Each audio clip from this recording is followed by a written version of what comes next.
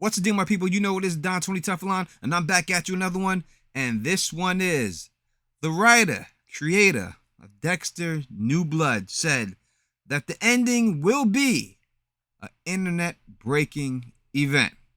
I've done a lot of thinking, and I've made a lot of theories.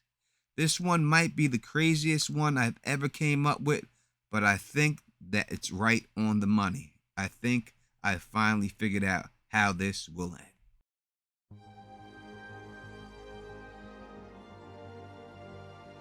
What up to my thugs, nogs, freaks, and geeks? You're now rocking with the best of Don Tony Teflon. If you can, subscribe and click that bell so you can be notified every time I drop a new video. As always, 500 is the like goal on this video. If we hit that goal, a subscriber who leaves a comment on this video will have the chance to pick between a Dexter t-shirt or a Dexter card game. If we hit 60,000 subscribers, I will give away an Oculus Quest 2 to a subscriber who leaves a comment on the finale video. We can do it. Let's make it happen, my people. Now, in dealing with the end of Dexter, you have to really go to exactly what the person who wrote the show said this ending would be. It's a script I wrote. The director had called me, Marcos had called me and said, he's just finished with this cut and he thinks it's the best thing he's ever directed. And I think it's the best thing I've ever written. You know, when we sit in the writing room, we one of the first things we do is talk about usually what the ending will be. And then we call that putting our nose against the ending and then walking backward and filling in all the either 10 or 12 episodes. The ending of this one will be stunning,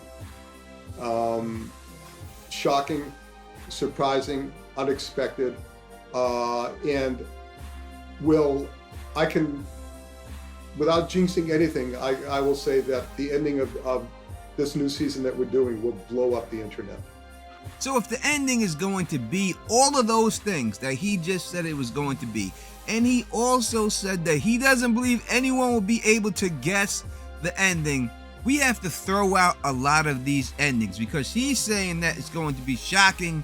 No one's going to see this coming. All right, so what do we see coming? We see Harrison taking over as the new killer. That we see coming a mile away, right? He's the new blood. So that has to be thrown out. What else do we see coming? We see Dexter getting arrested, getting caught by Angela, figuring out that he's the Bay Bar Harbor butcher, right? We see that coming. So that has to be thrown out. What else do we see coming? It's possible that Dexter somehow rides away and escapes during the night, right? That is something that we see coming. So all these endings that I just said, which are plausible, cannot be the ending. So there's something that this show does have to do. There's a lot of loose ends it has to tie up.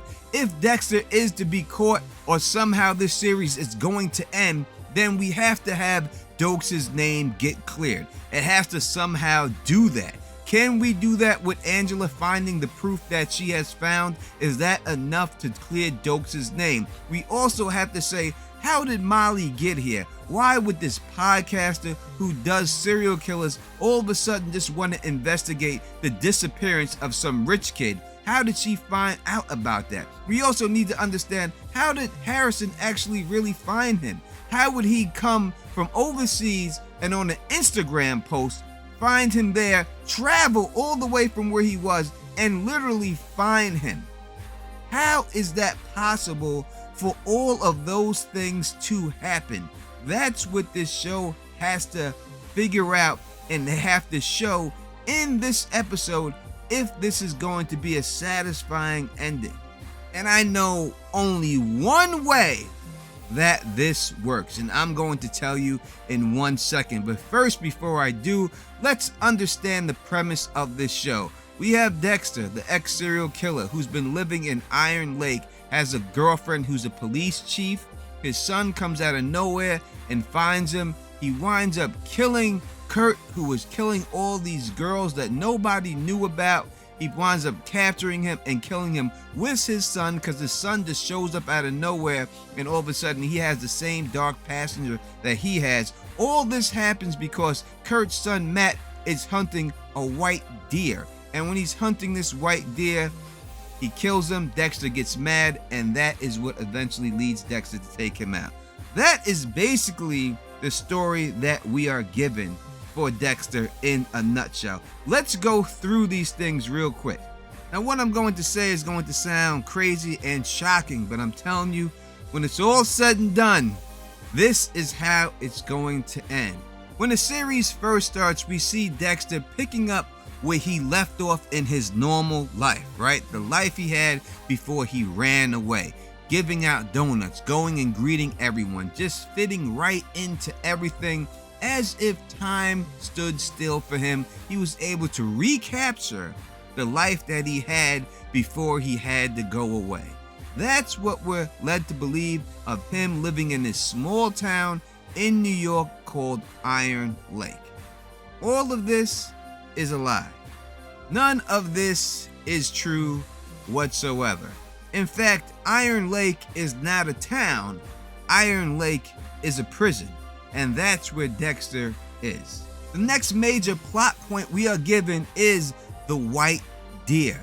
And in fact, many Native American cultures, and I'm stressing this because this is where the deer was found in the Native American lands. Many Native American cultures have always felt that albino animals such as buffaloes and deers are sacred and hold special powers. Many today still feel that a solid white deer and other albino animals serve as an omen, and bad luck fall upon those who harm these unique creatures. And it is also said that people believe that killing a white deer will ensure that you will die within 1 year. So that makes sense when we're dealing with this show, because we've seen Matt kill the white deer and then he died himself, having that bad luck. It is also said when you encounter a dead deer or fawn, albino, it may be interpreted differently. Dead albino deers symbolize loss of innocence, gracefully passing on to another life. And that is what's happening in this show right now. Dexter is being executed, and he is about to pass into another life. We have the episode called Too Many Tuna Sandwiches, where Dexter is just complacent in his life because he's just sitting back eating too many tuna sandwiches, and this is the reason why he was not able to pick up that Kurt was a serial killer. Well, it just so happens that in prison, tuna sandwiches is the #1 meal of inmates. Also, tuna is used as a currency. It's so valuable in prison. Once they stop selling cigarettes, tuna, because of its lifespan, is the #1 thing that they barter for in prison. So yes, Dexter has been eating too many tuna sandwiches, but he's been eating them on death row. When prisoners are being executed by lethal injection, one of the drugs they receive is called midazolam. And this is also known as happy juice because it can make you feel relaxed, comfortable, and also lead to hallucinations. It also says, and I quote, "Sexual hallucinations have been reported since the introduction of chloroform. Newer agents such as midazolam appear particularly prone to producing them. Some practitioners have been the victims of allegations resulting from the hallucinogenic effects of this drug." That being said, what do we see immediately when this show starts? We see Dexter driving in his truck. He gets pulled over by his girlfriend, who just happens to be a cop, jumps on top of this man, and rides him into the daylights. None of this is true. In fact, Angela is not the chief of police. I believe that Angela is a CO in the prison, and Dexter has a crush on her. And in his hallucinogenic state of mind, due to these drugs being put in his body while he's about to be executed under lethal injection, he's hallucinating that this is his girlfriend. In fact, the whole show that we've watched so far, he's doing nothing but hallucinating this whole situation. Oh, he came and he saved the day for this woman that he cares about, who just happens to be a cop, who just happens to look like Deb, a woman who was attracted to him, right? Just happens to look like her. She just happens to be a cop, and he happens to have all this hot sex with her. Then he helps her break a case that no one could break all these years ago, and discovers that her friend was being kidnapped by this man, Kurt. That brings us to Kurt. If all of this is hallucination, I look at Kurt as either one or two persons. This actor's most famous role he ever played was in Shawshank Redemption, arguably, and he was a bastard police officer, a bastard CO who was mean to the inmates. I believe that Kurt is either a bad CO who abuses Dexter doesn't like, that's why he had this whole fantasy about killing him, or we also see Kurt doing to these girls, giving them injections and draining the blood out of their body. He is the person giving the lethal injection to Dexter. Why else would we see Kurt in this medical gown when he's doing all this? Why would he have that on if that's not the case? This is what it seems to me, that Kurt is either a CO or the person who is going to administer or is administering the lethal injection into him, and that is why he hates him so much. That would bring us to the billionaire, who I believe was working in tandem with Kurt, but they only showed him a couple of times.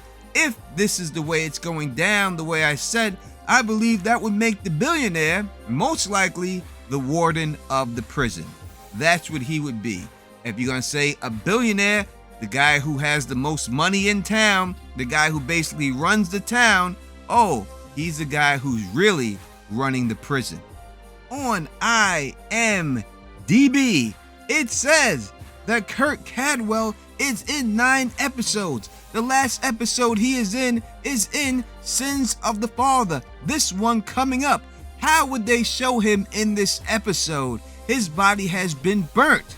His body has been disposed of. Molly Park is in the last episode. Are they going to show her in the case again? Is she going to go in there and Angel discover a case? Is that why she's going to be shown again?